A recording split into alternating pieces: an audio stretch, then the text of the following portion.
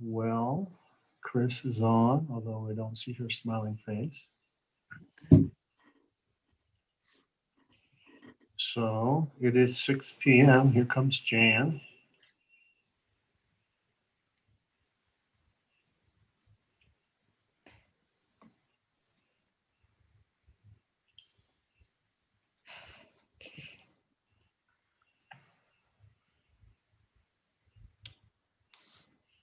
Okay, so I believe we have everyone. Let me start sharing.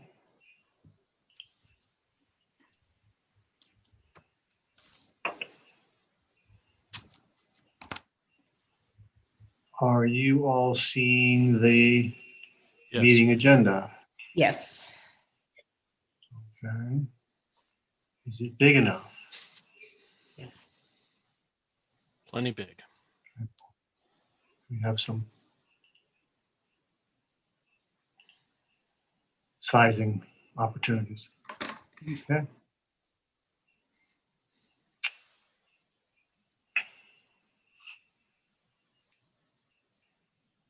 And I will begin. This is the Hideout regular town council meeting. It's Thursday, March 11th, 2021. The meeting will be an electronic meeting without an anchor location pursuant to my determination letter, which I'll review in just a second. The meeting URL is listed here. And let's jump to the anchor thing before I do roll call.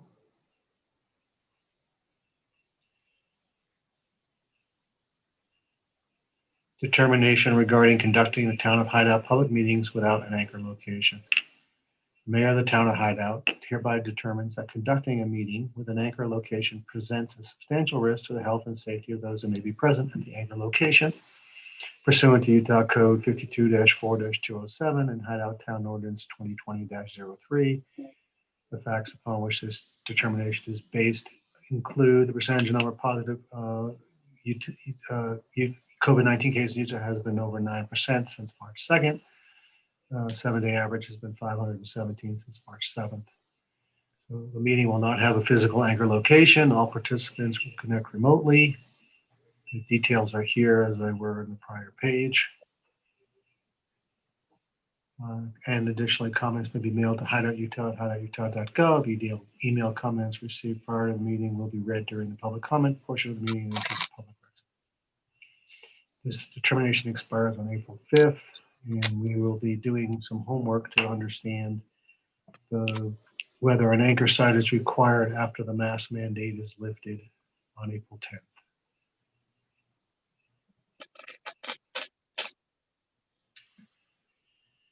Roll call. Carol Hazelton. Here. Bob Nadelberg. Here. Chris Byer. Here. Thank you. Ralph Severini. Here. Jerry Dwinell. Here.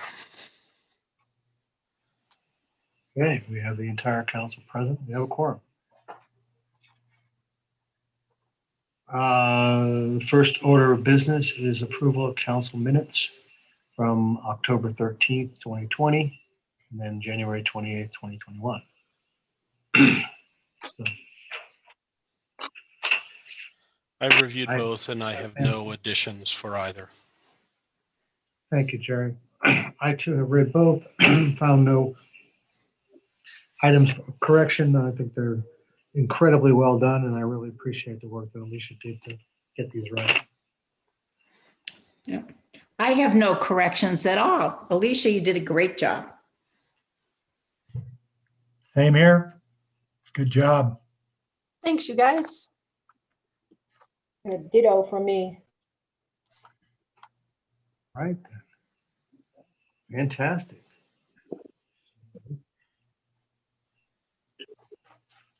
Then I I'll need a motion. move that we approve the minutes for October 13th and for January 28th.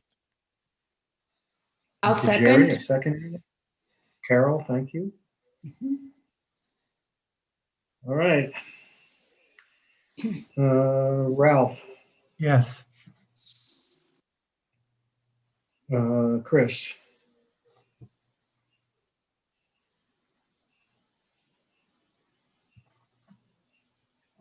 Yes. Chris, Yes. thank you.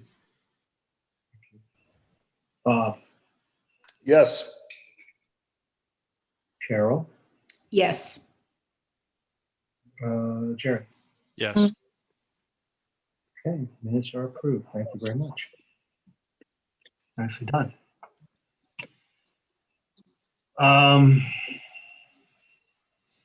The next order next item on the agenda is public input for items not on the agenda. We'll have an opportunity to talk about those as we get through them.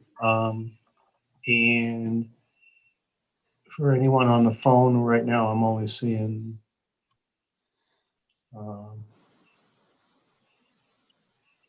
actually not seeing anyone. Can we tell how many people are on the live stream? There are two people, and one of them is me. Okay. But there is a hand raised from the Sherwood family. Okay, I was looking for that. Keeps moving around on my screen. Yeah, that hand So raise if is you would, always bubbled to the top. Oh, okay, thank you. If you would be so kind as to allow them in. Can you hear me? We Yes. can. Hi, David Sherwood. I live on 351 East Overlook Loop in Deer Waters. I wanted to just make some comments on the dump truck traffic that we've been seeing on Longview / Shoreline Drive between Ross Creek and through Deer Waters. So a few items. First of all, very few of them, if any, are following the 20-mile-an-hour speed limit.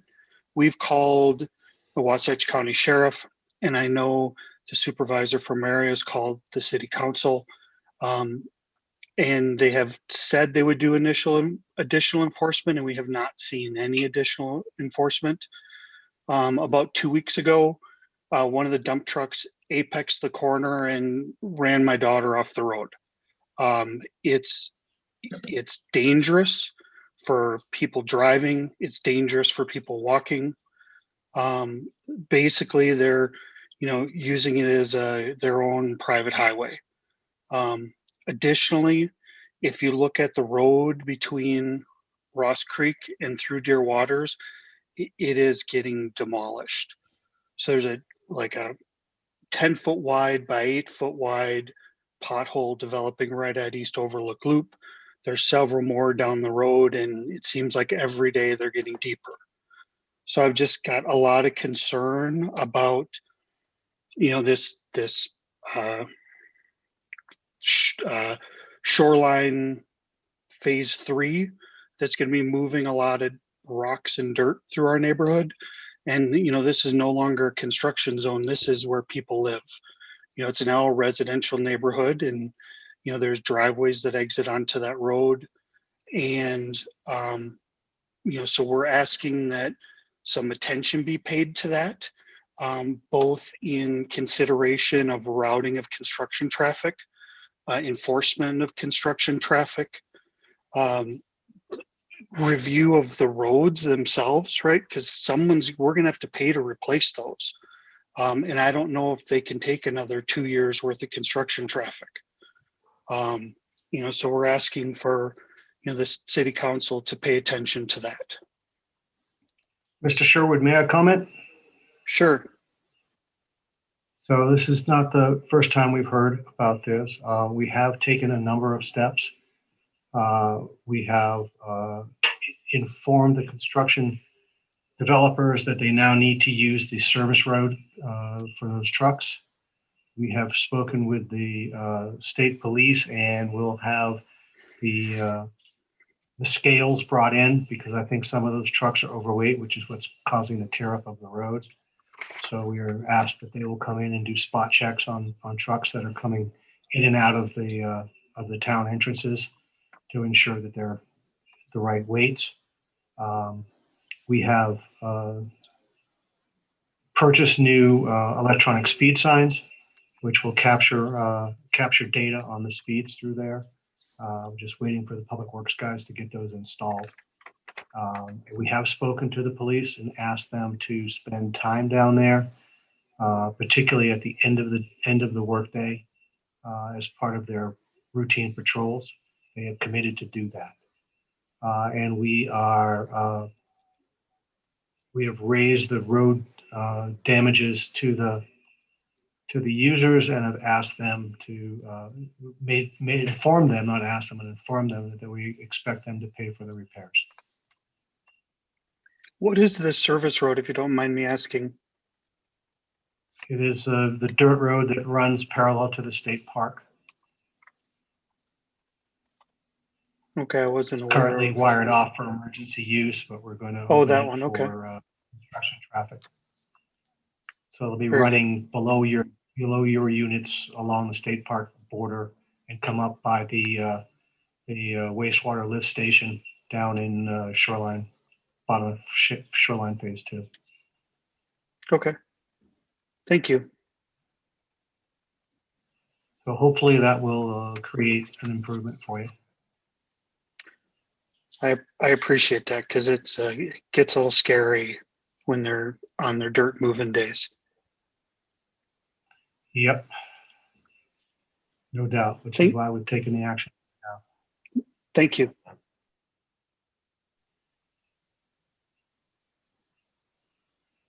All right, thank you.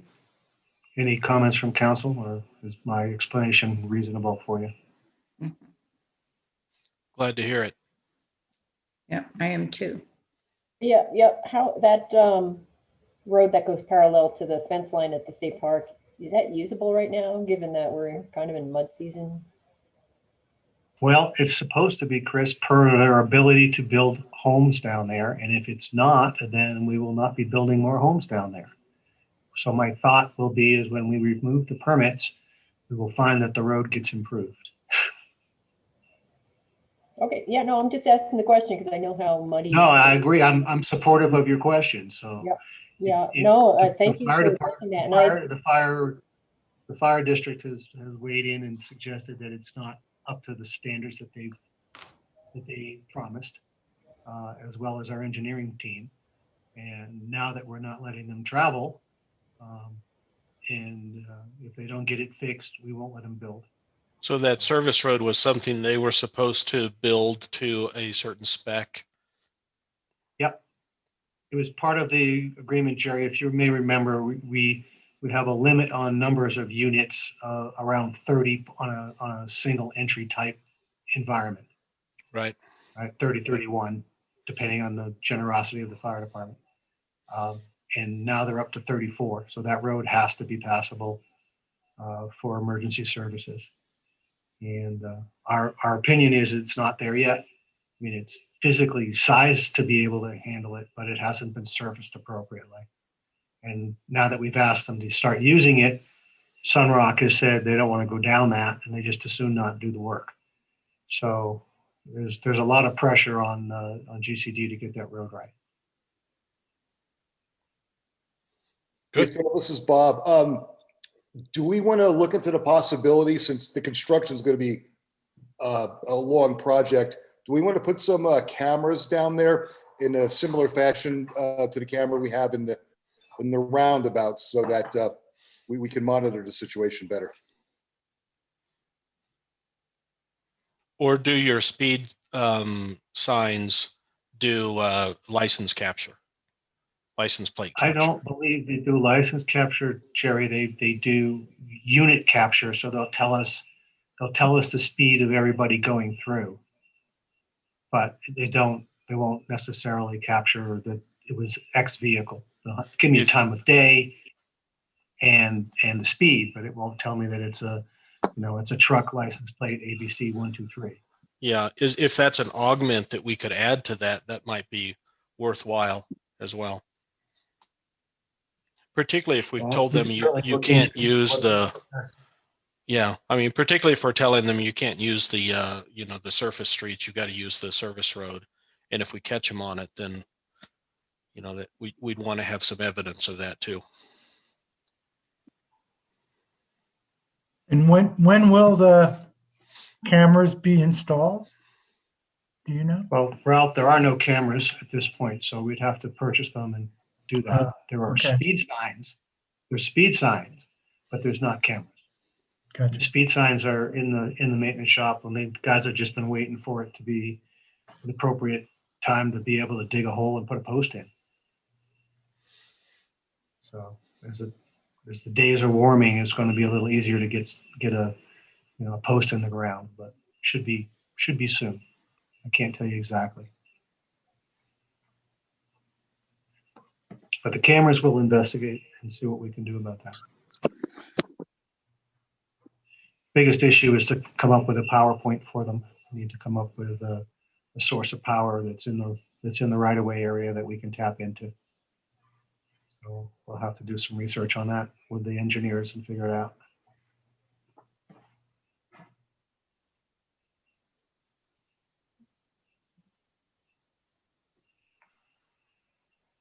Okay.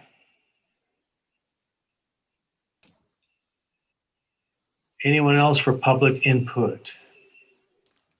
Again, there's a raise your hand function in the Zoom, in the bottom of your Zoom screen.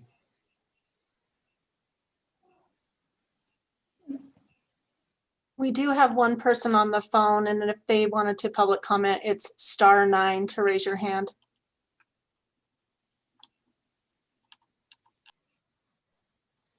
Thank you, Alicia.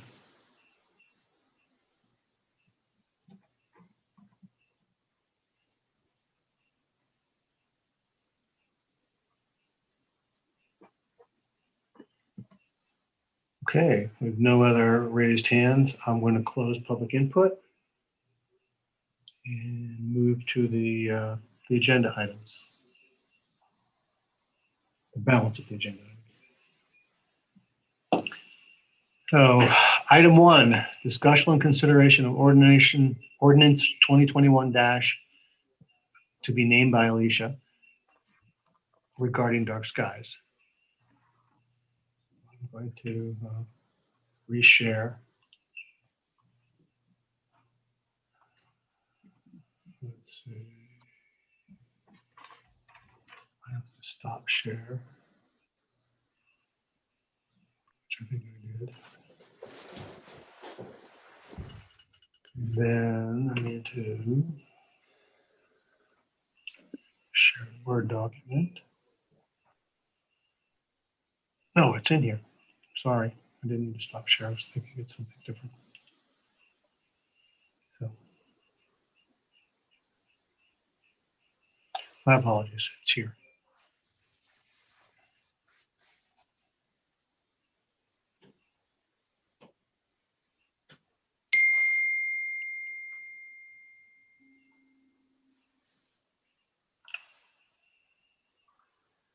First of all, I want to thank the Planning Commission for their efforts on this. Very kind of them to take this on and bring us something forward. This has been, I guess Alicia sent this out to you guys for a week or so ago, so hopefully you've all had a time to see it. And we'll just kind of move through it. It is lifted. A good bit of it is lifted from the Dark Skies organization, which promotes dark sky practices across the nation. They did a lot of the baseline work that seems to be fairly common in a number of the dark sky ordinances that we reviewed. So there's some boilerplate up here.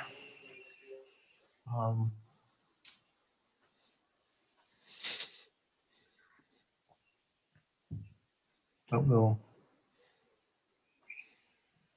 take questions or comments on 101602 as we scroll through here if you've got any.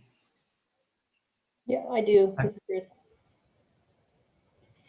So one of the Okay, items Chris? in the purpose section, I did actually do a little bit of looking at the darksky.society.org and the Grand County, Utah Dark Skies Ordinance. One of the things that, since our general plan, we really are, focused on the natural beauty around here, I was thinking that adding a purpose, which would be to protect the ecology of flora and fauna by minimizing disruption to wildlife habitat, through overly lighting areas, which could be an addition of purpose. I think that's a good add, in my opinion. If you have language for that, Chris, can you send that? Yeah, it's just what I scribbled in the margin, which I just said, but yeah, I can send it to you separately. That would be helpful for us. We can add it as a point There might E. be others. Sorry, my dog just ran out. I don't know why. Food. She's eating already. She's just a little crazy that time of night.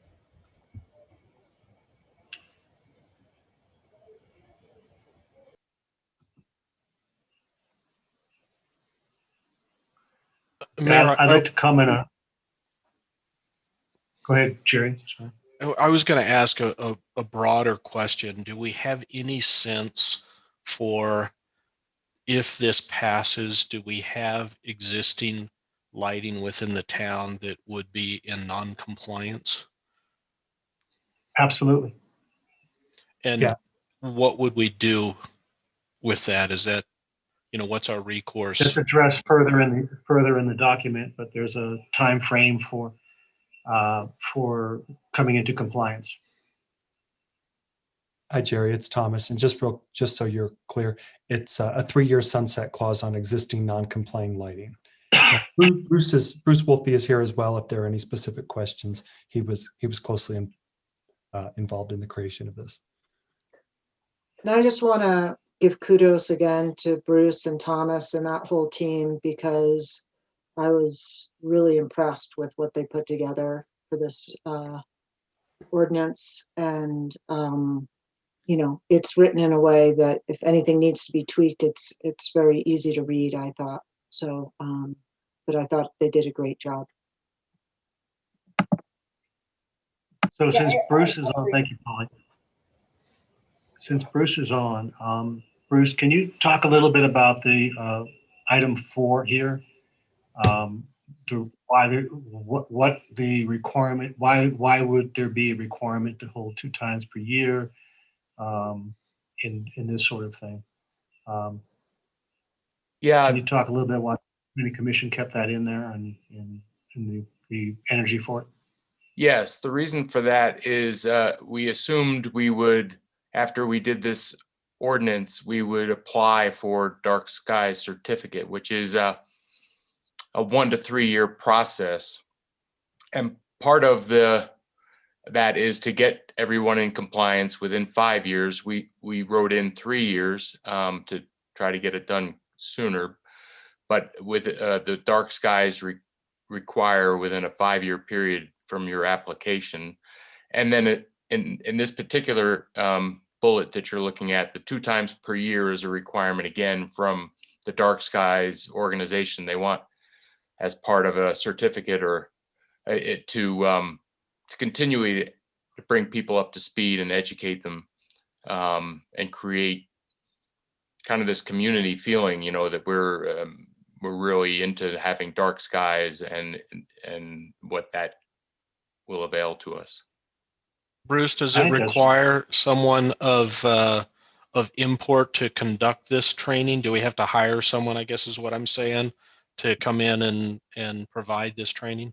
No, it does not. They suggest contacting the local schools to see if a science teacher would be interested in holding an event. We can, use the Hideout Herald, I think, and publish things on a perennial time frame and educate everybody partly that way, as well as maybe pamphlets and bulletins that would have to be created to support it. But no, you don't have to I hire like anybody. it. You can create a club, an astronomy club, for instance, which Yeah. would be suffice. Yeah, it would be fun if we could go out on the golf course in the summer and one evening and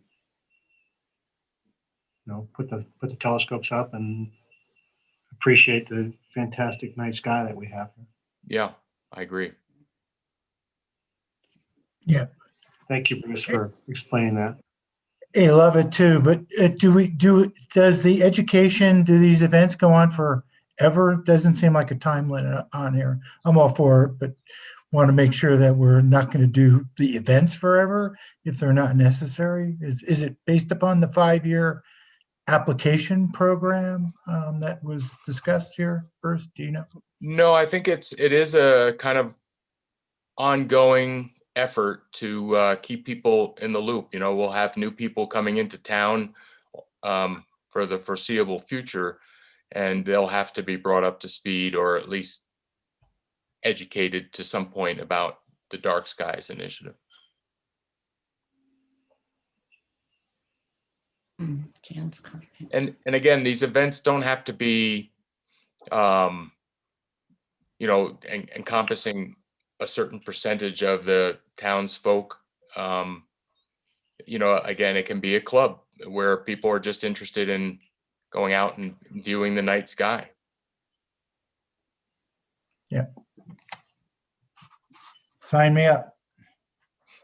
So Jan posted a comment. I don't know if Bruce or Thomas or Phil, you want to respond to that? Sorry, Jerry, I haven't seen the comment.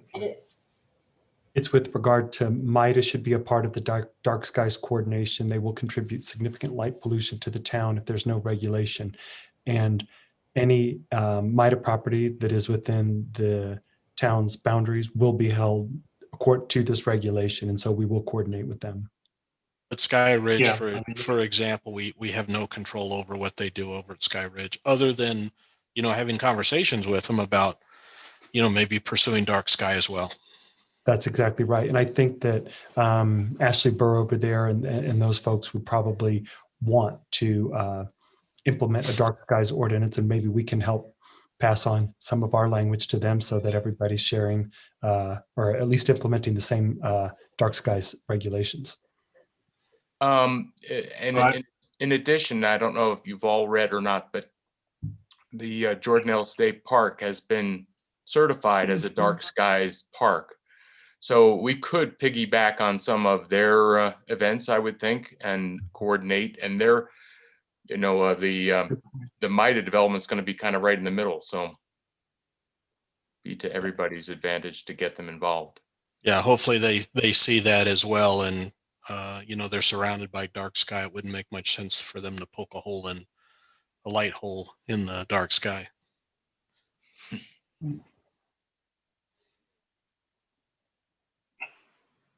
That's a good comment from Jan and others. We'll make sure we talk to MIDA and see what their thought process is for, within the town of Hideout, they have, per our agreement, they've agreed to work under our code. But for the other areas, I think it's a good idea to try and encourage them to keep trying to do the same thing. So item 5 here talks about an enforcement officer. Paulie and I have been working on that. And at the next meeting, we will be bringing to you background and language for the creation of an enforcement officer for the town of Hideout. The enforcement officer would not just be enforcing dark sky, but other civil regulations such as parking infractions, weed control infractions, etc. We would be creating this role so that someone has the right to, the town has the right to issue citations against, things that are against our code. So we got this, got the little bit of the cart in front of the horse here by go in with this regulation before we have the enforcement, but since it's 3 years to compliance, it's probably okay that we're going to be a month behind on getting an enforcement officer in place. And presumably that I- includes public nuisance sorts of stuff, right? Yes, yeah, it does, but it is not, it does not have police duties. Yeah. It's only citation based. So it's sort of like, Meter maid? you know, parking meter infractions where, you know, you're ticketed by a non, a non, a staff of the community, of the municipality, but not necessarily a police officer. So we have to, if we, you know, our enforcement officer is going to need tools to do their job. So that illuminance meter, light meter, whatever. Yeah, I've started investigating them, Chris. They're not particularly expensive. They're in the They're hundreds. less than $100 range for a very decent digital. Less than 100. I saw more like 250 plus when I did a quick. Depends how fancy we want to get, but I think we can do fine with with the research I've done. But I'll talk to the engineers and see what, and we'll check with other communities and see what they use. We'll have to budget for that, right? Not. If it's for that kind of money, I don't think so. It's should fall within our discretionary spend. You know, if we're thousands of dollars, we'd have to budget for it, but for a few $100, it's not. Okay.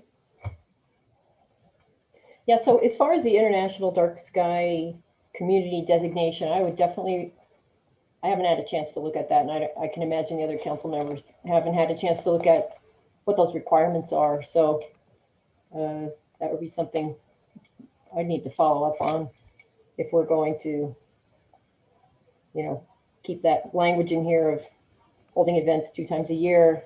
I mean, what other, I mean, I'm not prepared to look at that. I did a quick look on my phone to see what was in there, but you know, it requires a little bit more study.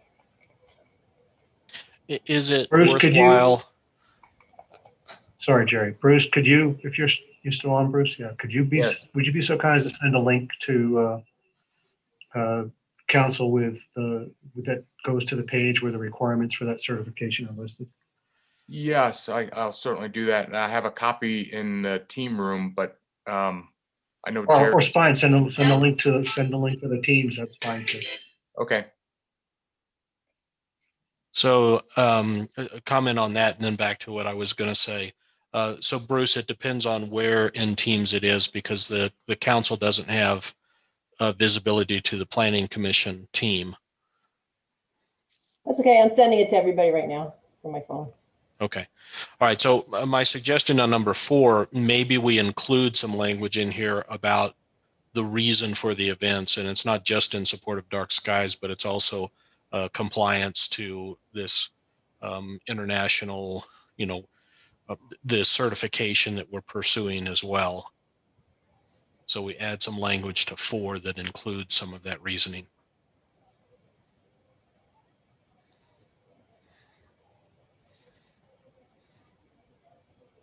I'm just making a note, Jerry.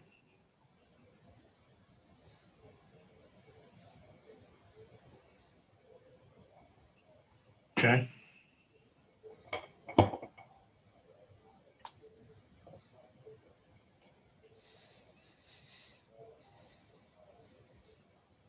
And those of you that have read that international certification, you know, if we stipulate that we want to pursue that, does that put any burdens on the town that we should be aware of? Exactly. That's what I want to check on. Well, I don't know that I would call them burdens. I mean, there's documentation that needs to be submitted and stuff like that. So there would be work you know, that needs to be done either by staff or by this dark sky committee if we were to form one. Yeah, I mean, paperwork is certainly something to consider, but it depending on and then, you onerous know, it is. we need to go out and whether we do this or not to enforce our ordinance, as Chris mentioned, we need to have a light meter And a mechanism for the guys to go out and get the data from time to time. One of the few towns in Utah that have a dark sky certificate is where I pulled a lot of this ordinance from, the town of Helper. They did something the dark sky thought was a great initiative, and that was to do an inventory of lighting. We don't have a lot of street lights in town. I think they're the only ones that are in the Overlook Village area, and they are compliant. I've looked at them. I understand that the town maintenance shed light is very bright and it may not be shielded, but it's that kind of thing. Go around to houses, go around to the town buildings, and take an inventory of what lights are shielded and which ones aren't. So Bruce, we changed those lights on the town maintenance building. They're all down facing now. Oh, are they? Okay. You know, the original lights installed by the contractor were not compliant. We pointed that out during the punch listing of the building, and they've changed those. But I can't tell you on the lumens what, because I didn't participate in the selection of them. So we'll have to test the lumens. But as far as they are all straight down facing now. An Oh, great. inventory is always a good idea, just to see where you were and see if it, if this is effective. I know that the University of Utah, they may have a program because the town of Alta is starting to go through a night skies. They're starting to think about doing something as well. And I know that they had somebody from University of Utah come up and start doing an inventory, and he had like a drone, and there was a whole thing with a little measuring device. So Wow. I'll get the contact info on that if that's something the council is interested in pursuing. Thanks, Polly. I'm thinking an inventory is a good idea because at some point, if this passes, we will need to, inform existing lighting owners of homes or buildings that have existing lighting that are not compliant, that they have those, that their lighting is not compliant, and that they have 3 years to get that fixed. Mhm.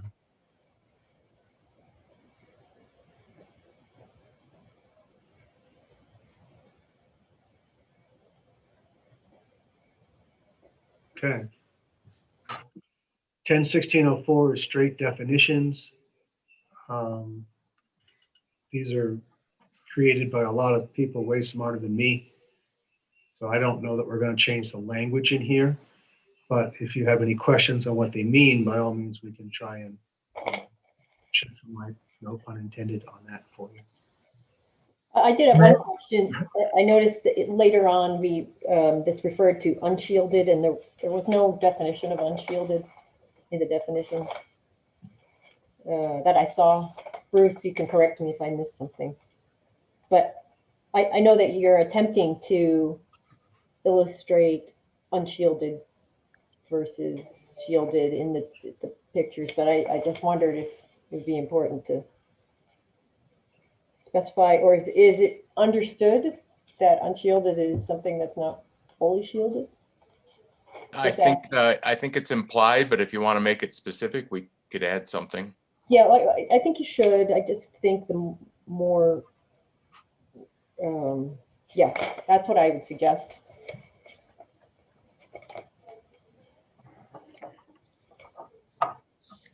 Okay. I would add one comment here, maybe more of a question, and that was on the last definition for temporary. Is 60 days? How did we come up with 60 days there? It seems like for a contractor in construction, it kind of spells out agricultural operations, which I don't think we have a lot of nighttime agricultural, but it does say construction work lighting, in no case for more than a period of 60 days. I was thinking that might be too long to get a handle on exposed lighting and allowing that to go on. But whoever, so any comments on the days? Was that just something that we pulled from some other language here in terms of temporary? Yes. Well, Ralph, given that there is language later on, on the amount of time we give people to correct infringement, 60 days is fairly tight. So I think we can come back and talk about this, but we also should look at the language because I think we have a 6-month system that says you get it informed first, and then you get something else happening after 30 or 60 days, and then you have something happening after 6 months. Well, we So- also have an ordinance that limits the hours of construction. So, Right. that mitigates this as well. I mean, there's probably an hour, maybe 2 at the end of the construction day where these lights might be turned on, but they're not working at 9 o'clock at night. They're not supposed to be anyway. Well, the definition of temporary is, lighting that is only going to be used for for periods of time. So seasonal lights would fall under that category. If the town if there was a water main burst or something like that and had to set up temporary lighting, it's that kind of lighting. It has nothing to do with regulations per se, about somebody fixing a light. It's not, it's just about having temporary lighting. Well, it's good that you've talked about seasonal decorations or seasonal lighting here as well. I mean, at Christmas, everybody's putting their lights out, and that's probably November and December. So 60 days, if you made it shorter than that, you probably have some people complaining about their Christmas lights. Well, the other issue we have, Jerry, is the HOA actually allows a longer period than that for seasonal lighting. I think you're allowed from early December until early March, although there's some people who still have their lights up now. So I'd have to go back and check with the HOA numbers. Yeah, and to that point, there are people here that do have all year round lighting. I don't know if we call that seasonal or what the color of that is, but it may impact certain people, I was thinking, so. Or the entrance to Hideout Canyon, those are lit all the time. Are those in compliance, or probably not? So, Well, I I don't like know, them Jerry. there. I think we have to check the lighting standard on that. I don't know that they put out that much light. They're those twinkle lights are not. I mean, they're not significant contributors to sky pollution. I don't think, but we'll test them and see. I can tell you, I sometimes have to walk the dog at night, like after dark with a headlamp. And there are some lights in the neighborhood that are exceedingly bright, holiday lights, really bright.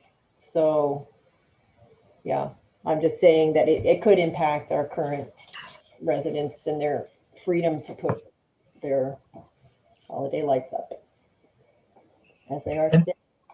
And the ones that have them over, extended beyond those 60 days, there's nothing up on our website to this.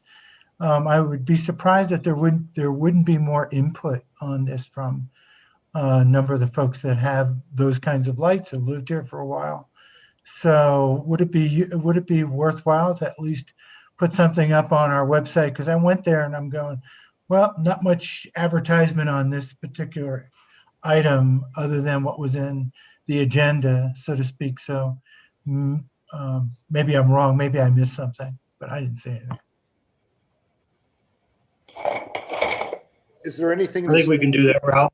We can certainly people waivers. make it more visible. And I was going to put something in the next newsletter about it as well. Yeah, makes sense. I would just expect more people to have, a positive or, what do I do if I have this light here, or this tree with, with my twinkle lights? Am I in compliance? So there's a lot of people. Ralph, they'd be non-conforming until the 3 years or whatever we decide is up, right? If they're up already before we pass an ordinance. Yeah. And Bob, to your point, this temporary lighting does provide an exemption granted by the town. So, there is a way that we can, make exceptions. Yeah, my only concern is if you take a step back and you look at the big picture, I don't think anybody wants to see light pollution. That's obnoxious. Some landscapes, people might choose to leave maybe some ornamental holiday style lights and various trees, similar to what we have at the entrance of the subdivision. I think as long as they're not too bright, that's good. My only thing I read the whole ordinance, and it's very, very, very thorough.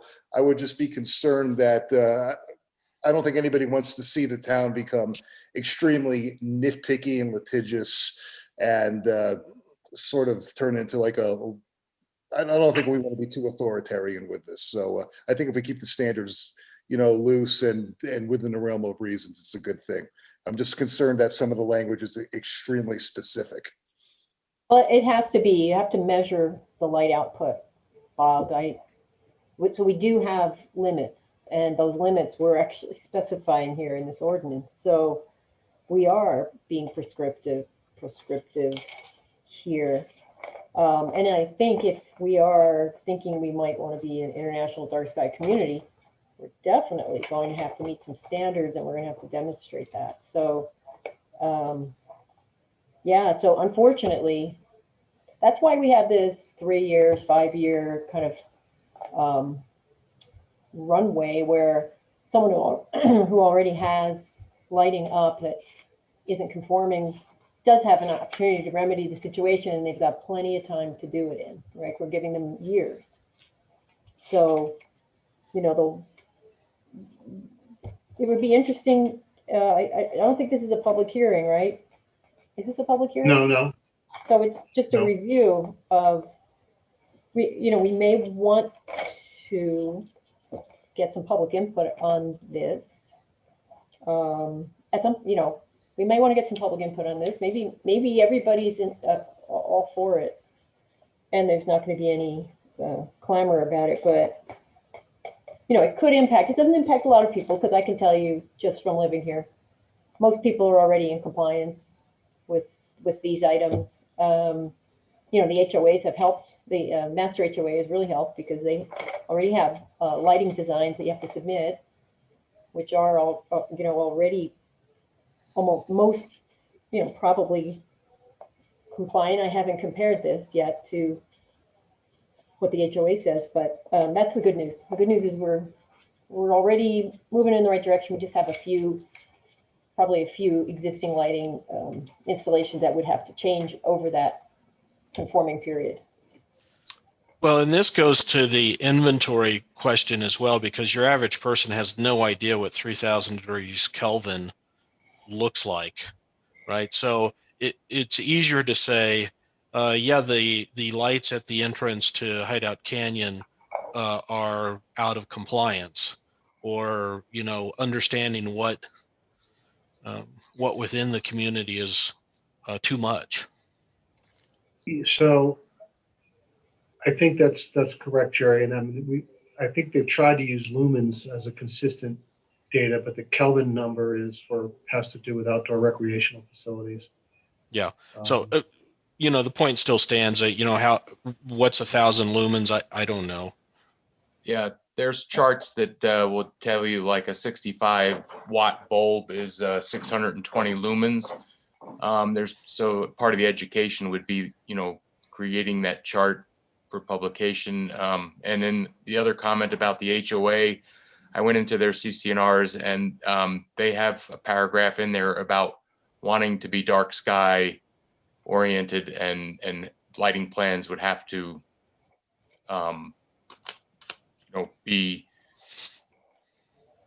would come under review in that light, so to speak. And so I agree with you, Bruce, that it's there. Unfortunately, there are homes that have been approved with lights that don't qualify. So I agree. that's just That's okay. Like I said, they have 3 they years have time to remedy. to fix it. Yep. A light burns out or whatever, or they need to replace a fixture. Well, then they'll replace it with the correct one, and they have 5 years to do it in, and then the penalties would start kicking in.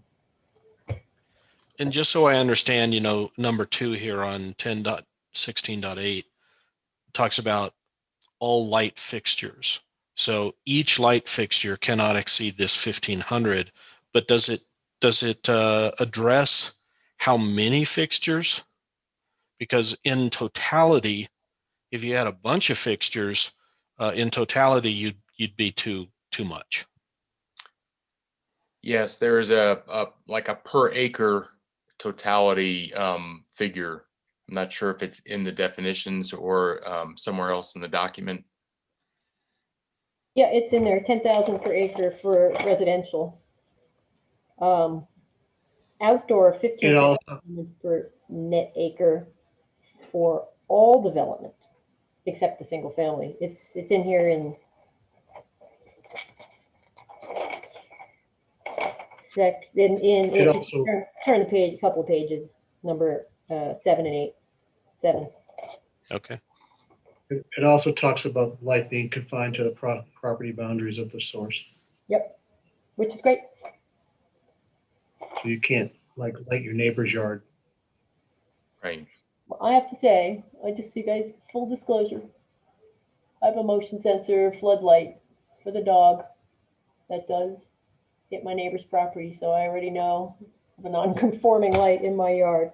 But my neighbor is an empty lot right now. So But there is language in here about having motion sensor lights, and the fact that they turn off is, those are fine.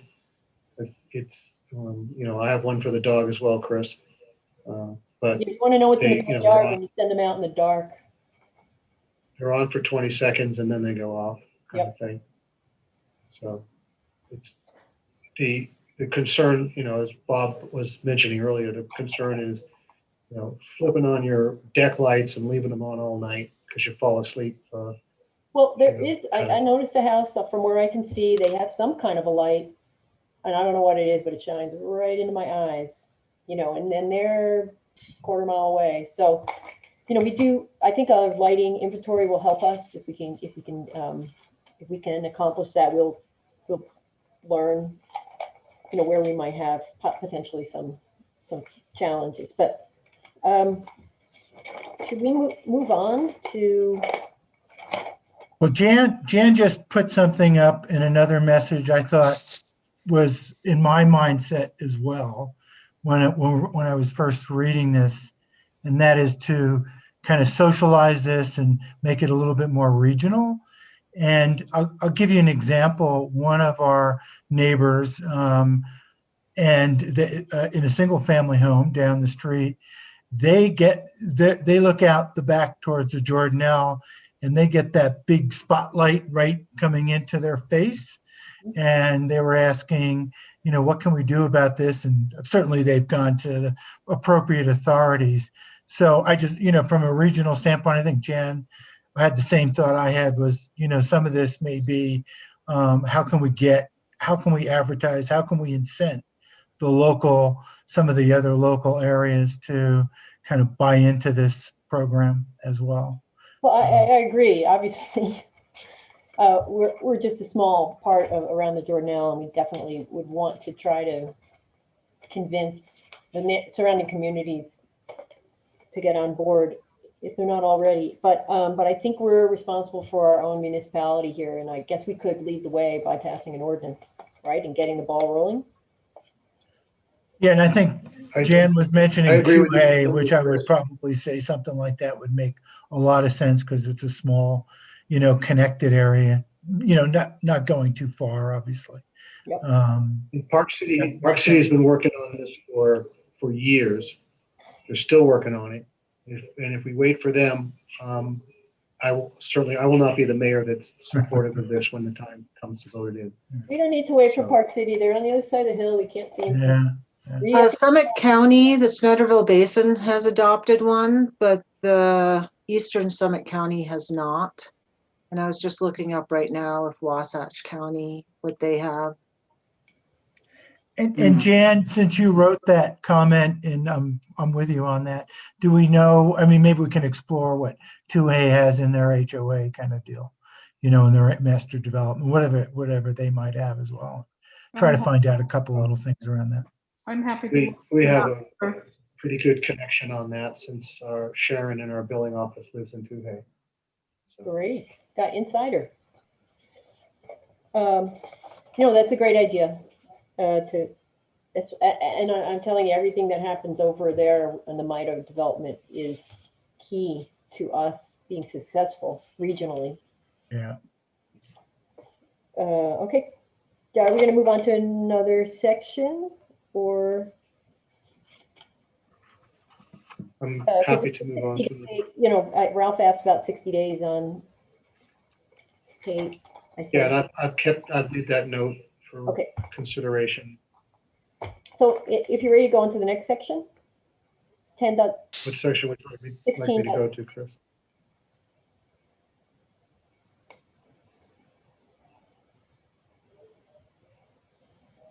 .6, you're too far. You have to go back. I think you have to go to page 24, Mayor. You're on page 26-ish, 27.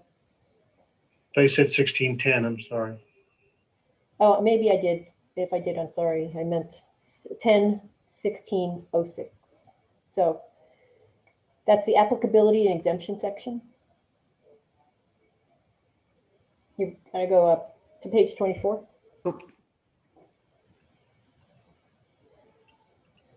There you go. One of the things I noticed, I think it was in the Grand County ordinance, is that they specified not just effective date hereof in the town. I thought we might want to add in all zones,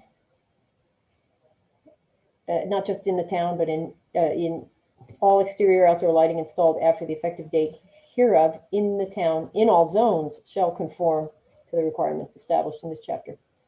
I just thought we might want to be specific there. Unless we're going to have a zone. Holly, does a zone have a different legal definition if it's part of the town of Hideout?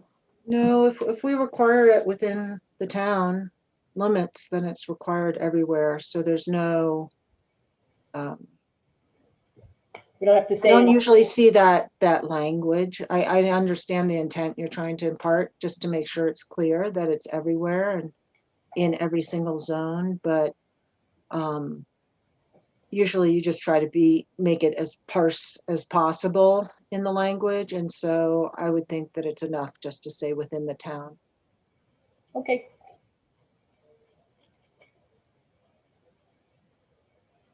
I do like very much the last sentence in that paragraph. Light trespass from interior lighting that negatively impacts adjacent properties is also prohibited. Right, Yeah, but it's quite a few. not. That's so vague. I agree, because I know there are some interior lights in some homes that are actually also spread light out beyond their property line. Like I said, I'm a night dog walker, and so I see a lot about lights. So that does happen here. Well, wouldn't it apply, the same lumen test apply there, that, if essentially the window becomes the fixture, and if the lumens are above a certain level? Right. Right. Yeah, I mean, you'd be asked to dry your shades. Yeah. Or Assuming you install have some. Yeah, assuming you have them. Yeah, I just it's not very specific there. So like, I wouldn't know how to enforce that. That last line, however, the light trespass from interior lighting that negatively impacts adjacent properties is also prohibited. I wouldn't know what to do with that. I think the idea Well, again, is, how like at Kimball Junction, the visitor center, they have interior lights that trespass, right? And so it's just trying to make it clear. Usually you don't regulate the interior lights, but if it creates enough of an impact and creates trespass, then it can be. So, or I know, up at Alta, there's some homes that are there's one home that's all glass, and for some reason they leave their lights on all night. And so that's a real issue. I don't know how, I've seen that language in other, having looked at some of the other codes, it seems to be pretty typical language. And so it's helpful when we keep language that's similar to other jurisdictions, because then if it gets litigated, there's a better chance that there being opinions on it if it shows up in other places. So how would we, when you go to the enforcement section of something like that, 10, 16, 14 is the section in this thing, which of these two penalty sections would apply to, that kind of in a light trespass from interior lighting? I just trying to figure out how we would address that, with enforcement. I think you'd have to rely on neighborhood complaints if it's residential. I think we can't forget about it potentially applying to commercial as well, where there's more of a possibility of that being an issue. I think most residential lights are probably not, 1,500 lumens or 3,000 lumens in total.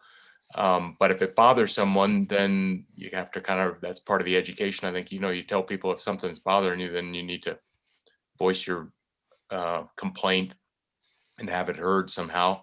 But I think we have to think about the commercial potential if we're going to do something eventually in town where restaurant lights or something like that can be hung too low and shine out pretty directly and then pollute that whole valley where the commercial enterprises might be. Just my opinion. Again, typically in commercial enterprise, there are hours of operation and expectations outside those hours of operation. And we've tried to cover that as well. I don't think, I think this is a fantastic piece of work by the team. We've got some good comments tonight that can add a little bit more, but I think if we try and write this to cover every possible situation, we won't get anything passed. And I would rather encourage us to get a 90-10 item through the system, and then if things that happen over time, then we'll deal with them.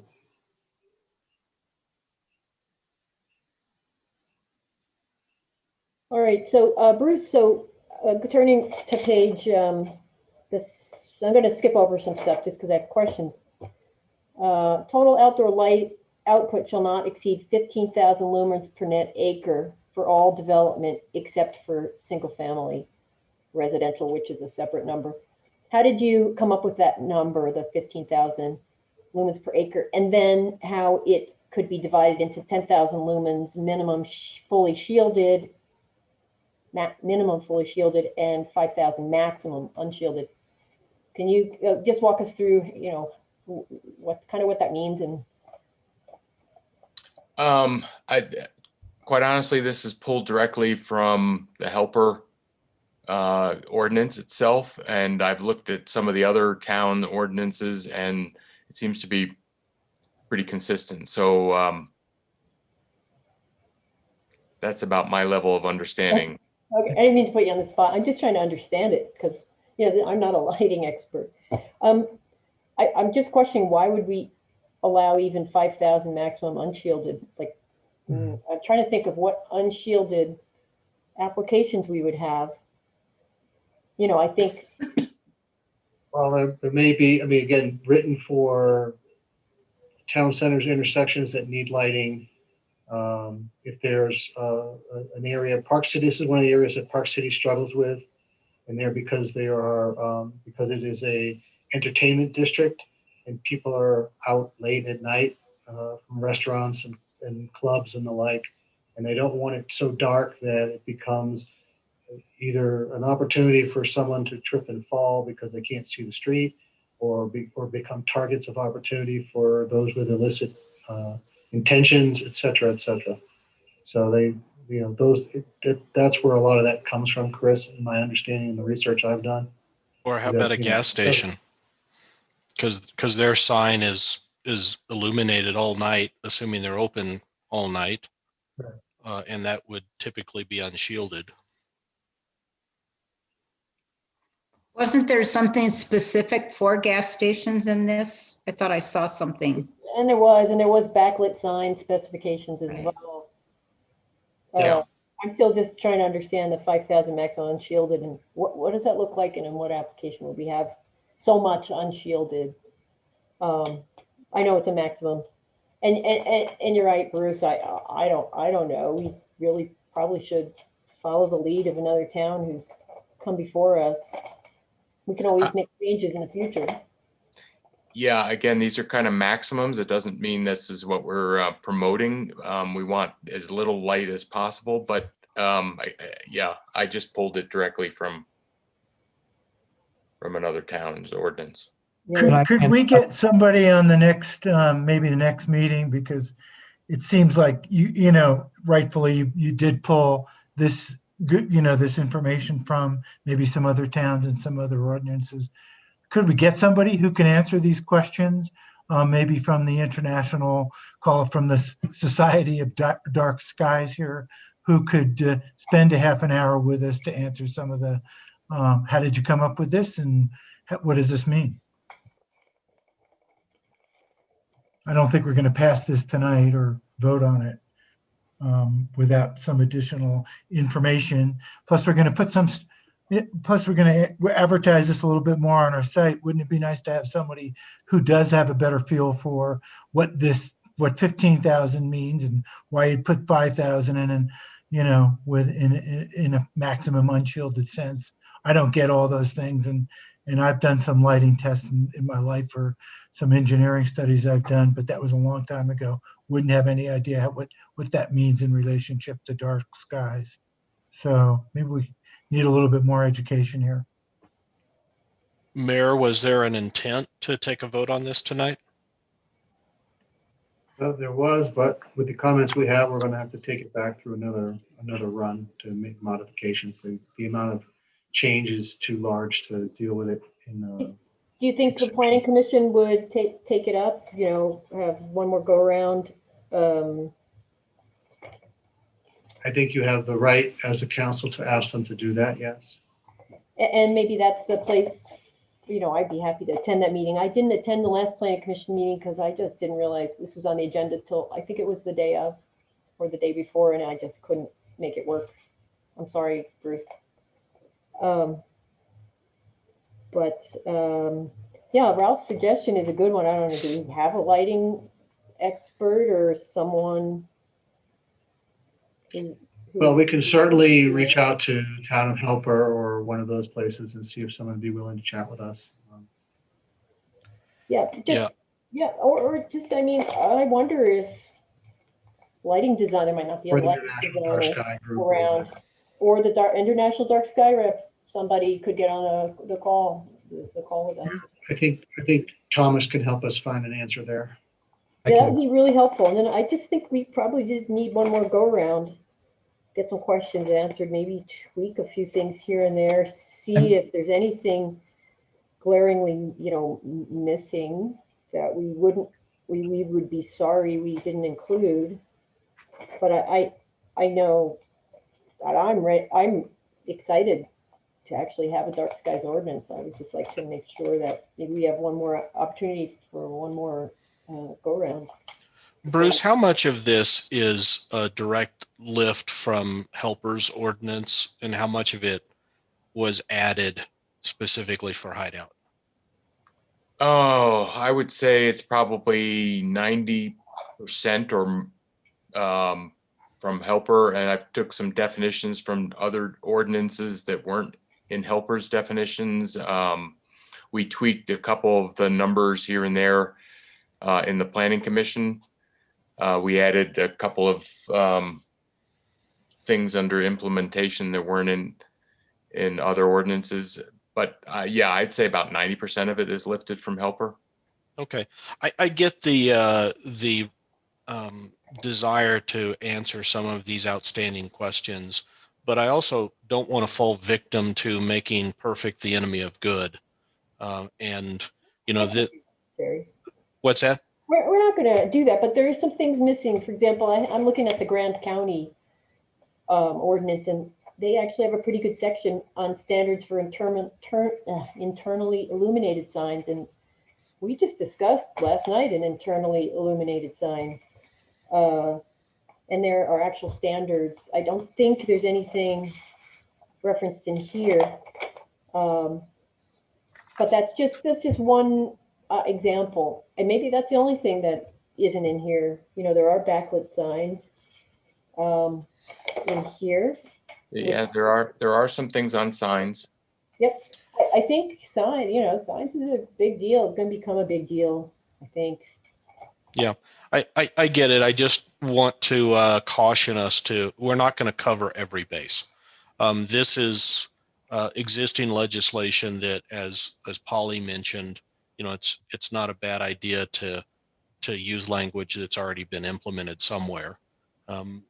And if there's a few things we need to tweak, I get it, but we just be careful we don't spend 6 months trying to get this perfect is my only caution. No, I don't want to do that either. But you know how it is, Jerry. If we pass it tonight, we'll say, oh, well, we can always change it in the future. And then we're not going to get back to it for another cycle, which could be years from now.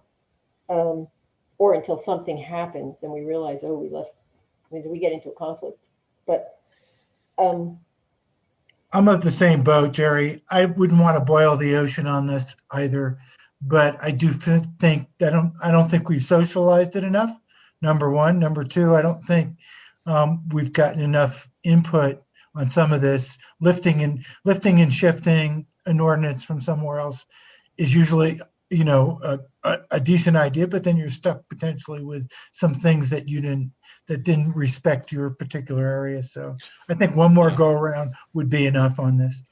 Yeah, I seem to agree with Ralph. I mean, it's good. It's good. It's just let's you know how this goes. Sure. You of all people, right? Yeah, and I certainly understand how copied stuff can not exactly fit well. We just went through that process where we went through that. Now, Ralph just said something that I've heard a couple times across the several months, and maybe there's a way that we can do this better. This idea of socializing something to the community. The public notice website, our public noticing requirements, we're certainly meeting those. But do we need to do better? Do we need another channel that allows us to communicate these kinds of changes, or our street parking ordinance, or other things that we're talking about that have some broad impact to the community, that if they're not paying attention to the public noticing website, they're just not getting. So Jerry, yes, we need a social media presence. It's pretty clear. Here. That is the way we're going to reach the most people, right? People have Twitter subscriptions. I know I get alerts from Park City Mountain Alert because I want to see when the parking fills up. But Twitter, Facebook, Instagram, the usual suspects. Yeah. And then Nextdoor, which reaches people. So it's the social media presence that we're lacking. Yeah. And I think that was one of our items that came out. One of the committees. That's exactly right. I'm just saying it comes up a lot. So, let's fix it. Let's come up with something. I know we're meeting the requirement, but let's. But Jerry, I've been advertising for a social media / communications type person for 3.5 years, and still have not been able to find anyone to take that role. Yeah. So I agree with you all, but I've tried a couple candidates. You're looking for a 19. Not lasted. Are we looking for like a 19-year-old or somebody who's really young and savvy? Yes. Yeah, Yes, okay. Chris, I am. Maybe we should create an internship or something, but we have to advertise. I tried that too, Chris. I had somebody, they got bored and stopped helping us. So keep working on it. Well, it's not a full-time job. Yeah. And I also don't want to spend significant dollars on a service. So, we're trying to find the right balance here. Well, it wasn't my intent to solve it now. I'm just saying we have a committee. I think, that's been tasked with this. So, you know, this is just another example of something that, man, it would be great if, you know, we had a channel to be able to communicate more effectively. So I don't recall who's leading the committee, or isn't it community? Is it? Within the minutes, Community enhancement, No, and community Is it- enhancement's the one I'm leading, and that's not, doesn't have to do with that. engagement committee, right? Engagement, that's what it is, community engagement. I'm, So, I'm on that, I'm leading that committee, but we didn't really talk about doing social, social media. It was more meeting personally, connecting with one another personally, more in person, events, that kind of thing. yeah, I mean, and this could again, be, I don't want to get too in the weeds here, but it doesn't, I don't think it has to be, must be social media. We just need more channels. And if that's, you know, we talk to the Hideout Herald and say, hey, we want a regular piece, you know, a regular space to be able to communicate this sort of stuff. We have our own newsletter. Let's get as many channels going as we can, is my only point. And if social media is one of them and we can make that work one day, great.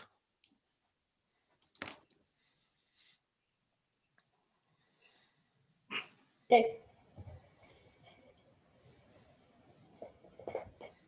All right, can we come back to this and see if there's other questions that we want to ask the planning commission to consider or reconsider as we ask them to take one more look at this? Yep, just adding a section for standards of internally illuminated signs would be helpful. And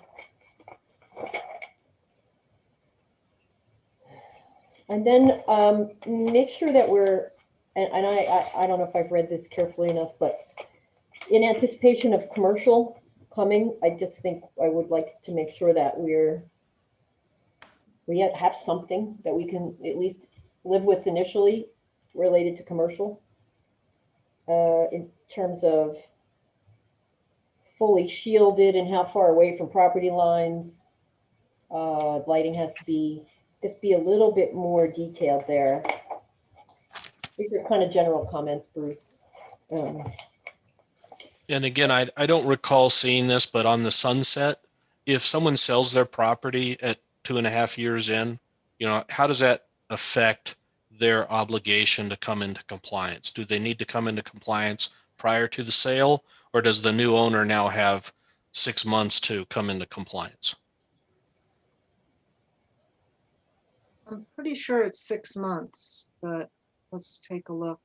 Well, I I'm also- just saying, is the seller who is in non-compliance, are they required to come into compliance prior to the sale, or is it the responsibility of the new homeowner to bring it into compliance before the 3-year I deadline? understand the question, Jerry. I'm just trying to think about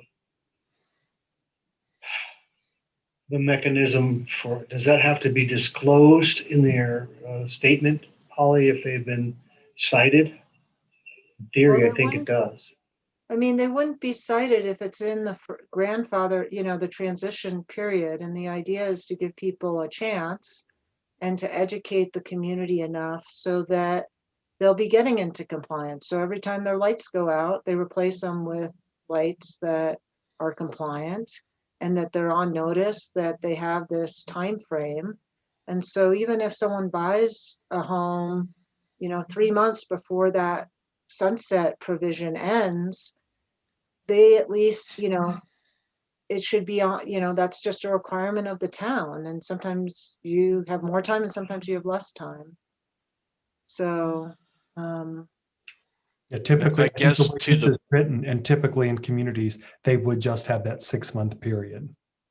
If to follow your example, Jerry. Yeah, but to Phil's point, is there something official that tells them that they're in a grace period? They've been cited, but they have a grace period. And if that's the case, then is that needed to be disclosed in the seller's disclosement or disclosures, that they have a citation and the grace period ends on such and such date? Is there a way we could, because I would hate to be the buyer who now has, in my example, 6 months to replace all the exterior fixtures because just replacing the bulb isn't enough because it's not downward shielded. So they've got to replace the fixtures. Yeah, my take is we should, as long as we do our best to advertise it, it's going to be on the website, and so that people doing due diligence can see that. And then it would be between the buyer and seller. If all of a sudden the buyer has $1,000 worth of costs because the seller, sold it to him or her without that, that's between them, whether or not, it should be disclosed or not. That's not a town responsibility, I would say. I mean, that might sound harsh, but the fact is that my understanding from sitting through, when listening to the planning commission, the biggest issues, it seems, are all the HOAs, because there are quite a few subdivisions in town where it's the HOA who is in control of all these outdoor lights. Yep. And I think if we get them to upgrade and meet these conditions, that's going to go a long way to overall compliance. But that brings me to a question, Polly. So if the town passes a more restrictive ordinance and the HOAs are less restrictive, which prevails? The more we enforce our code. So if ours is more restrictive, then they have to comply with our code. Oh, good. So a lot of people have, my understanding is that there are a lot of driveways that have lights on all night, right? So we would make the HOAs change that. Okay. Would the HO? Oh, okay. Or they would have to comply. I don't know if they're in compliance now or not. My neighbors leave their driveway lights on from dark to dawn. Right. Every single night. Yep. So another consideration, right, for our next go around. But can I ask you, I was a little confused. So are you guys intending on sending this back to the planning commission? Or do you think the questions that have come up don't seem to be that massive? Would it be better to just bring this back to another council meeting and then consider adopting it? Well, there's been a number of suggestions for change of language in here. Somebody has to do that work, Polly. Okay. So. Phil, you're thinking the original author might be the best person to do the changes.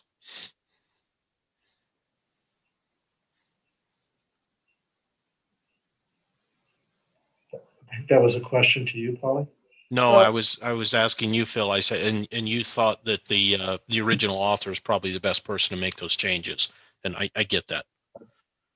Yeah, I mean, well, just I would prefer not to be the one to have to do that. Mayor, I'm more than happy to make the changes and bring it back to the council if that is easier for Thomas, you. let's work together on that. About that, I'll help you. Yeah, just a point of clarity. We're not asking that the planning commission has to make the change and re-recommend. We're just looking for someone to make the changes to bring it back before the council. Is that clear? That was my question. Yeah, That's correct. Thomas Okay. and Phil, I volunteer to help out in that regard as well. Thanks, Bruce. Yeah, so I just wanted to say, another thing that's not in here. As I recall, Shoreline is putting in an amphitheater, right? That was part of their. Not necessarily. Well, it was part of their approved plan. Right. I mean, to be decided by the council if they want it or not. But they're going to put in some kind of public space currently, but it's described as here. We're going to adhere to standards. If you had an event, you'd have a license for that event, and then it would be off. Mm-hmm. So an amphitheater would have some permanent lighting installed in it. We would want to make sure that it's compliant. If it was just an event, yeah, they could get a permit for that specialty lighting that's already talked about here. Yes, sir. So anyway, just an example. So Thomas. Is my screen showing? Yes. Yeah. So that, this is where that's described, Chris. Was that amphitheater public or was it part of the HOA property? I think it was Supposed to be part of the public. HOA property. Yeah, I don't think they were dedicating anything for public use in Shoreline. Hey, it's Bob. Since we're considering doing this and we're going to appoint a lighting sheriff, so to speak, and because we're putting this behind the force of law, do you think it's worthwhile if we maybe send out an email blast to all the residents just to make sure everybody's on board with this? My only concern is we don't want to be in a position where maybe some folks might feel we're cramming this down their throats. I think it's a good idea and I think it's well written. I just think we might want to tread lightly on this. What do you guys think? I think that was the comment from Ralph earlier, Bob, about getting it more publicized. Yeah, we have the ability to send out a town email blast for those who have signed up for it, though. Correct? Yes, we do. Okay. Oh, yeah. I'd feel better voting on it if we had some more input. Just a tag on to what Ralph said. Thank you.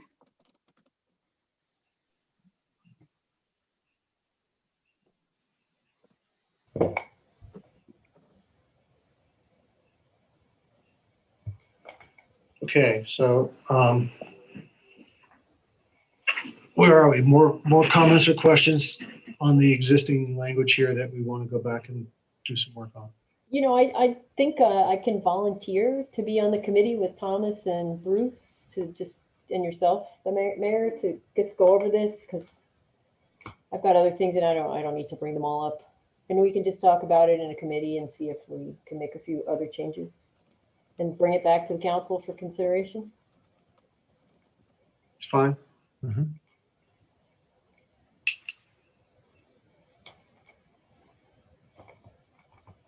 Anybody else in council have anything that hasn't been stated that you want to make sure we consider, or do you just want to send an email?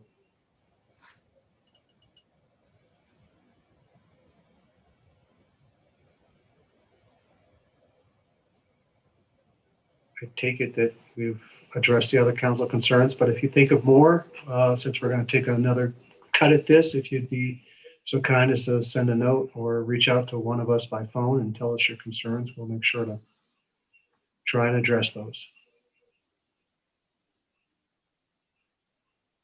Okay. Well, I just want to say thanks again to Bruce and Planning Commission, Polly, Thomas, anybody who had anything to do with this. This is a wonderful thing that I think we're going to eventually adopt. I think it's an important step in our maturity in this town, and I'm excited that it's gotten such great traction.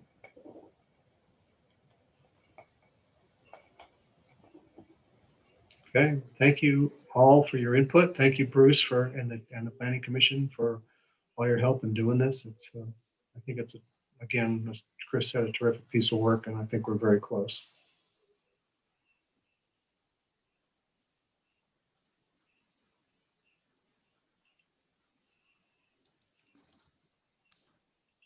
We're going to go back to, we're going to take a look at a resolution draft. On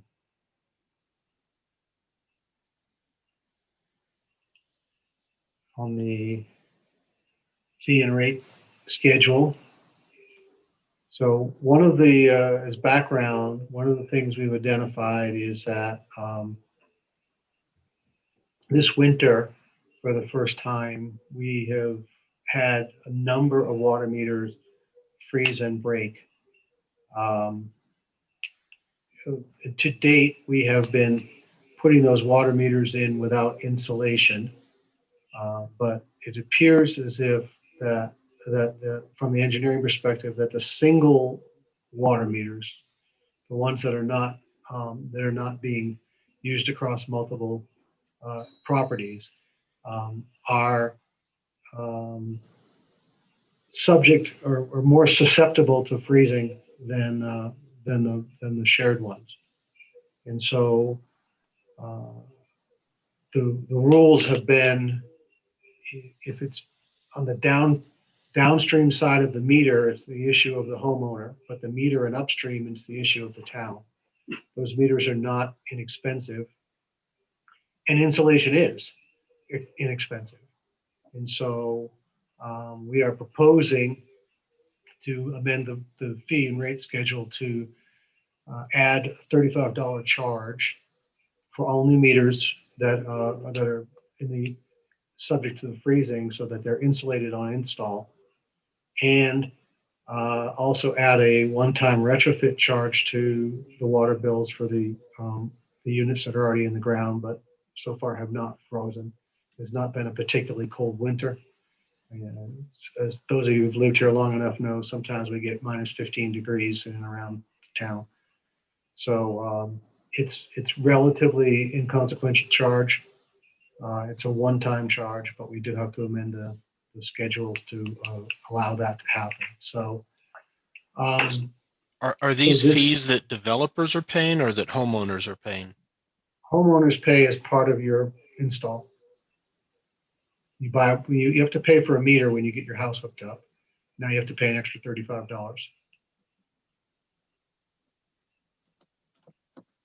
Because I don't want to keep fixing meters that freeze at several $100s.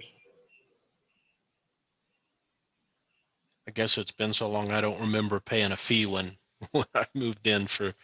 Everybody who has a meter paid. You can't have water without it. That sounds like a reasonable fee, $35, not a lot. It's only Now, one- if you bought your home from someone pre-existing, Jerry, then all you would have paid is a transfer fee, and that wouldn't apply. There would be no installation charge on a transfer fee. Well, I'm wondering, in Rustler, does each unit have its own meter? I don't even know. Yep. Yeah. Okay. Does that $35 cover the labor of putting the insulation in as well? Yeah. Okay. That's mostly labor, I guess, right? Insulation is not that expensive. Yeah, it's basically buying the foam material and then placing it into the meter.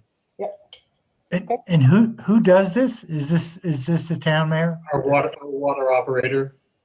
And so we identify the meters that are, I guess, non-compliant, and then we Yep. go around and insulate them. Is that correct? And then That's charge correct. the homeowners $35? Yeah, and we would do that on all new meters going forward, Ralph, as part of the install. Gotcha. Okay. But certainly we're going to do the 5 or 6 that broke already. I think, in fact, we've already done them, to be honest. I don't think we've charged them, but I think we've done it. Does the homeowner know if their meter breaks, or is that just the town when they? Oh, yeah. They absolutely know. Okay. Well, I guess mine didn't 'Cause They break. won't But... have any water pressure. They won't have any water pressure. Okay. Yeah, no, I'm all for it. I think anybody who has a broken meter would be all for it too. Nobody wants one of those. So, no, in fact, I get calls from residents wanting to know why their water's off. So, Okay. Well, this is, so the language has been put together by Polly. So from a legal perspective, I think it does what it needs to do. So Can I add in we one are other trying- thing? I also sure. added in the third whereas. So basically, when we adopted the impact fees, we put those into the fee schedule back in September, but we didn't adopt by resolution a new fee schedule. So this one also serves to do that as well. okay. Thank you, Polly. So basically, they're the whereases are the whereases, and then we're saying now therefore be it resolved that the fee schedule as adopted by any previous resolution ordinance are updated or contained in this resolution are hereby repealed, and in this place adopted the new one. So in here, you're going to see a draft, and the only thing that's changing are the yellow ones. The ones that are highlighted in green won't change because there's no change to the installation on the reconnection fee. So it was initially highlighted to be reviewed by the technical guys, and we don't have to do anything in green. It's just the water connection fee, meter and installation going from $950 to $985. The water connection fee.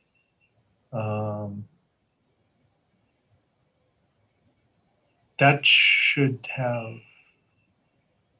come up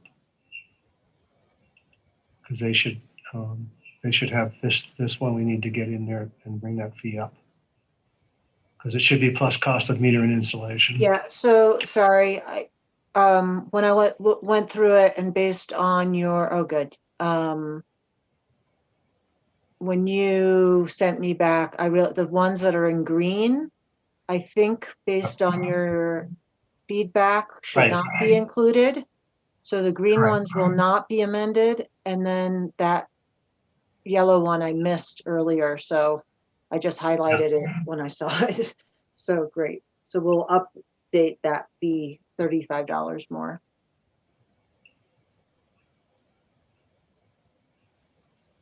So again, here's a water connection fee with the installation and inspection fee, and then a retrofit installation for pre-existing meters.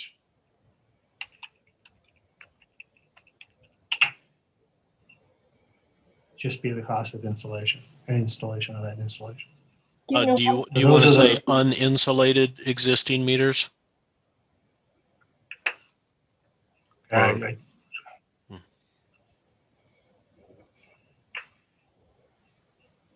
Mary, out of curiosity, do you know how many of these uninsulated pre-existing meters that you have to go back and retrofit? I don't offhand. Kent, if he's still on, might have an idea, but I don't recall.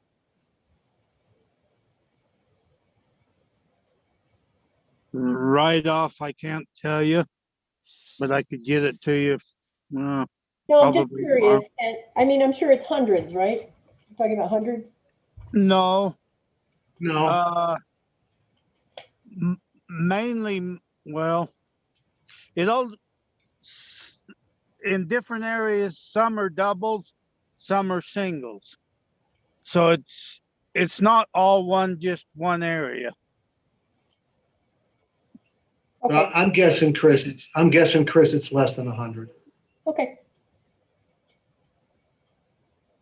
because some of these guys share balls and stuff like that, and so it just All right. just depends where they are. The I ones was that are all by themselves Curious.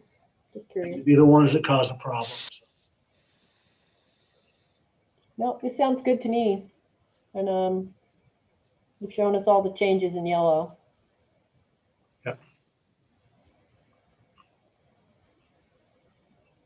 This is a good So, idea. This will save us lots of headaches. Yeah, totally. Yeah.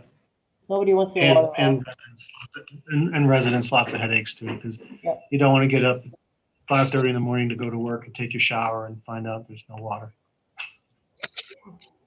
It'd be like Texas. Yeah, be like Texas. Like Texas.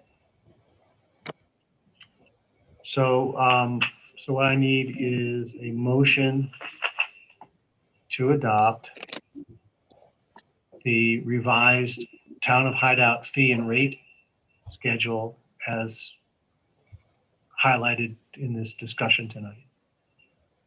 So moved. I'll Who second. made that motion? That was me, Bob. Okay, thank you, Bob. Second. Motion Bob, second Chris.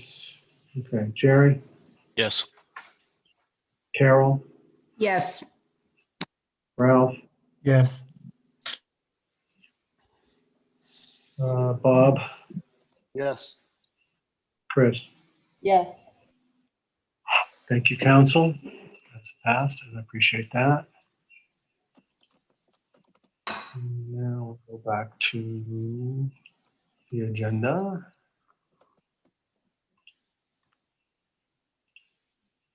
Okay.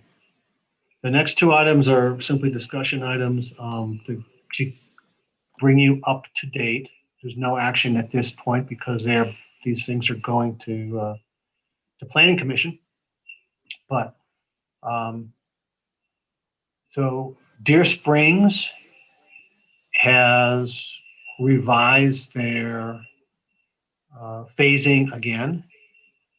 They have decided that it makes more sense to build the road through to the Jordanelle Parkway all the way through versus doing it two dead ends on either end and then filling in the middle. That's great news. Um, I'm excited about that road going in, so That's that's good. So that is being worked on right now. The major concern there that we mentioned to them, Thomas and I, and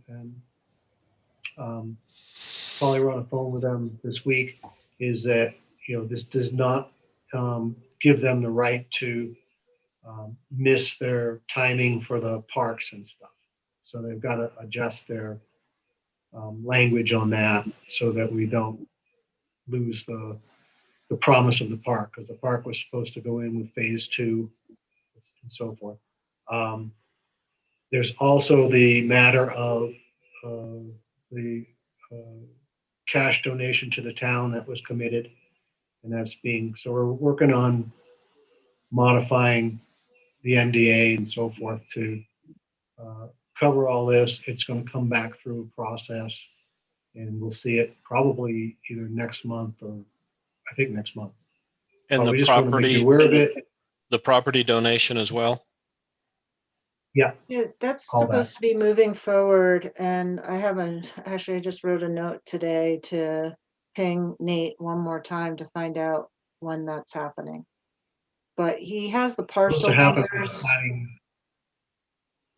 Sorry,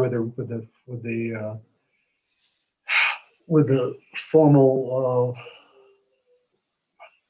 registration of the plat. So, but yeah, so all that's being cleared up now, and with Polly and Thomas's help, we're getting all the language right on that, and we will see that coming to us for a blessing for the change of the phasing. And as long as they address all the points that we've brought up, I don't think we'll have a lot of issues with that.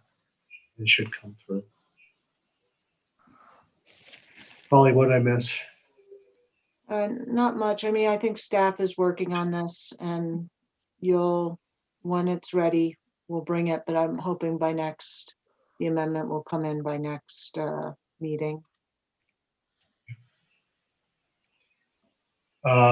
Deer Waters is also being reviewed again.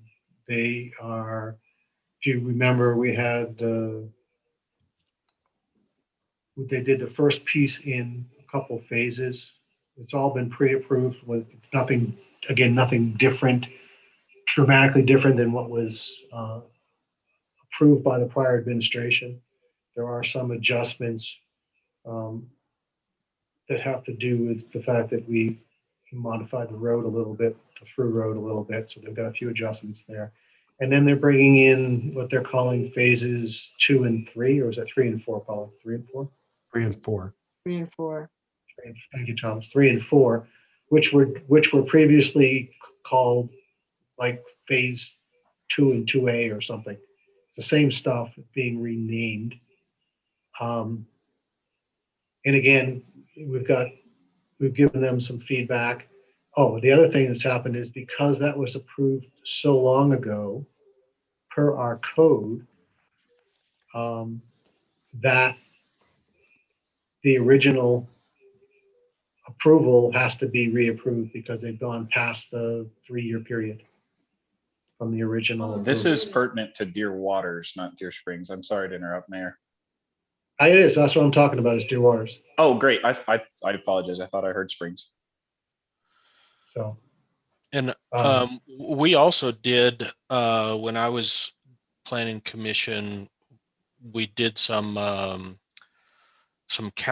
adjustments to whatever phase number it is now, but it's the piece that's on the far eastern side. So right. we changed some units in that subdivision and changed out some building styles as well. Right. So they mixed in some larger and smaller properties. And there was a density reduction. Yes, that's, yeah. Yeah. And that carries through, Jerry. Okay, good.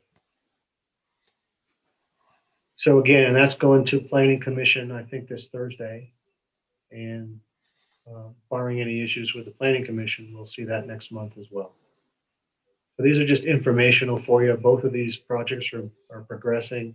We're playing not with the entitlements, but with a little bit with the timing and the through roads and that kind of stuff. So Now, is Shoreline Phase 3 in that same boat where they have to get reapproved?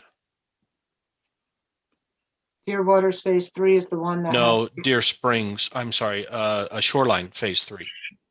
Shoreline The Phase 3. Shoreline was approved prior to Deer Waters, wasn't it? but phase 3 hasn't come forward yet, Jerry. It has not been, the detailed approval for phase 3 hasn't come through once. they Okay. They submitted, have they have, preliminary subdivision for that, but they're coming through for final next. Okay, so they in never here. did a final. They never did a final. They never did a final. Okay, all right. Well, that's good So information. they're in a different situation, whereas Deerwater's got a full Okay. final All right. and then Well, didn't get it all built. so they'll be subject to road width now, so good. We're working well, through that. be I'm aware, not so sure about that, Jerry. yeah, each one we'll look at individually. The problem we have, of course, is every subdivision is subject to their own master development agreement that pretty much vests the laws. And so we are doing our best to try to get things to be the best developments they can be and update them as much as possible. But a lot of times our hands are tied. So, but let's just look at each one individually. Okay.